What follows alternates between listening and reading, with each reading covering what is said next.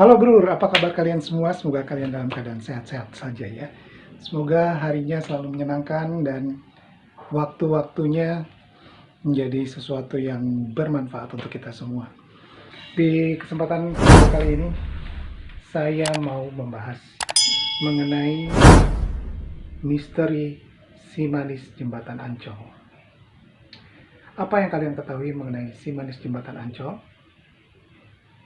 Yuk kita simak. Let's get it on, bro.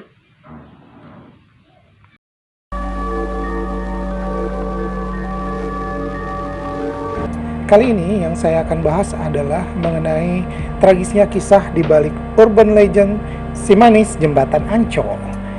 Ya, mendengar kata Ancol, kamu pasti langsung mengasosiasikannya dengan pantai, taman hiburan, serta akuarium terbesar di Indonesia.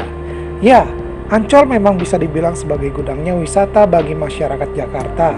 Apalagi dengan banyaknya acara seru dan promo yang kerap dihadirkan Ancol. Kawasan ini senantiasa jadi opsi menarik buat kamu yang ingin sekedar getaway tanpa harus pergi dari kota Jakarta. Namun, di tengah popularitas Ancol, tahukah kamu ada sebuah kisah urban legend yang menarik di kawasan jembatannya? Kisah urban legend itu dikenal dengan nama Si Manis Jembatan Ancol. Ya, kamu yang anak 90-an pasti tidak akan merasa asing dengan hal tersebut. Karena Si Manis Jembatan Ancol bahkan pernah diangkat ke layar kaca dan dibintangi oleh beberapa artis ternama pada masanya seperti Dewi Persik dan Kiki Fatmala. Oke, saya akan bahas mengenai jembatannya. Untuk kalian sebagai info, jembatan Ancol yang dimaksud dari cerita legenda ini adalah jembatan yang berada antara Ancol dengan kawasan Volker, ya. Dikarenakan kondisinya saya tinggal di daerah Pademangan, saya sedikit tahu membaca, dan jembatan yang dimaksud adalah di sana yang ada di bawah dari jalan tol, ya. Di situ ada jembatan, kemudian di atasnya ada flyover jalan tol. Oke, kisah urban legend itu dikenal dengan nama Si Manis Jembatan Ancol, ya. Kemudian dihimpun dari berbagai sumber. Kami mendapati bahwa urban legend tersebut berasal dari kejadian nyata. Kami menemukan bahwa ada dua kisah yang sangat berbeda tentang Si Manis Jembatan Ancol ini.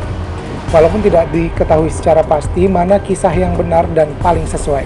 Namun keduanya punya kesamaan akhir cerita yang tragis. Bagaimana lengkapnya? Oke. Yang saya akan informasikan ada versi pertama.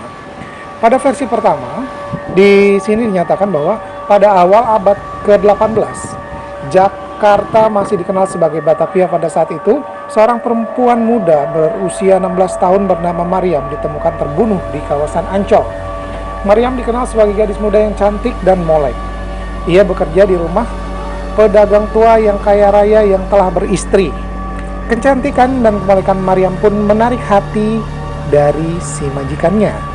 Hingga suatu hari Mariam dilamar dan diajak untuk menikah, sehingga kelak dapat dijadikan sebagai selir oleh sang bos atau sang majikan. Permintaan sang majikan ditolak mentah-mentah oleh Mariam. Wanita ini pun kabur dari rumahnya, berusaha menjauh dari sang majikan. Sayang, rencana Mariam untuk melarikan diri rupanya tak berhasil.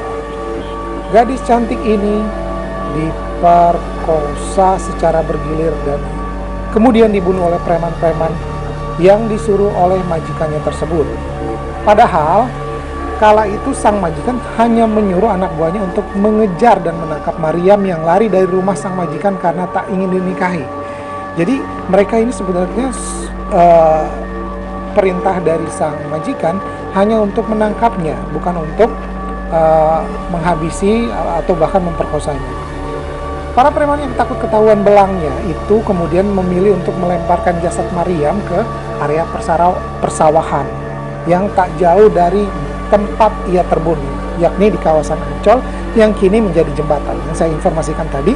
Jadi jembatannya itu adalah jembatan yang menghubungkan antara Ancol dan kawasan Volker ya. Yang ada di atasnya adalah flyover dari tol. Kemudian yang versi kedua dihimpun dari berbagai sumber. Kisah kedua yang tak kalah tragis dari si manis jembatan Ancol didapatkan dari budayawan Betawi, Babeh Ridwan Saidi.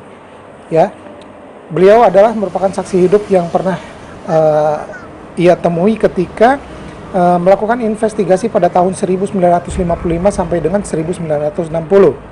Menurut kisah tersebut, pada awal abad ke-19, sekitar 1817, hiduplah seorang gadis yatim yang hidup bersama ibunya, yaitu namanya Mak Emper. Mak Emper dan anaknya, Siti Ariyah, ya, tinggal di suatu pavilion milik seorang juragan kaya.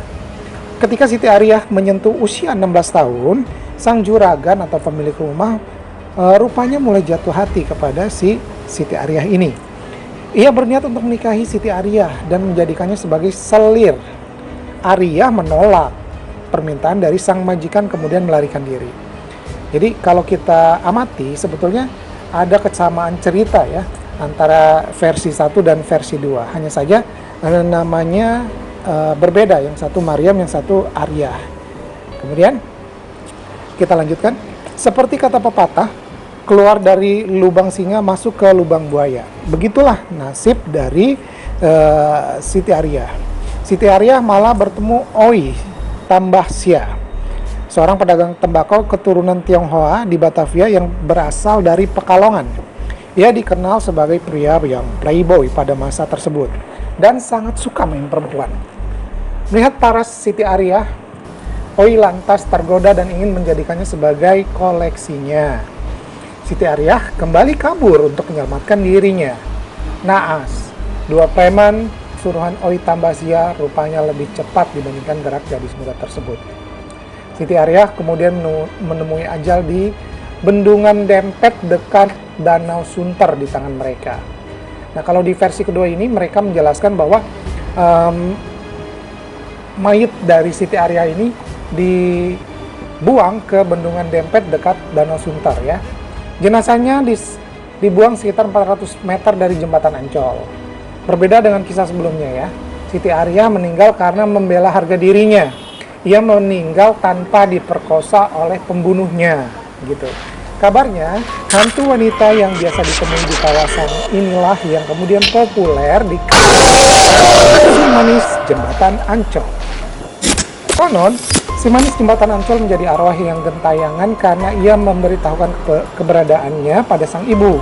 Sementara Oi Tambahsia akhirnya meninggal dengan cara digantung oleh Belanda di Taman Fatahillah, Jakarta Utara.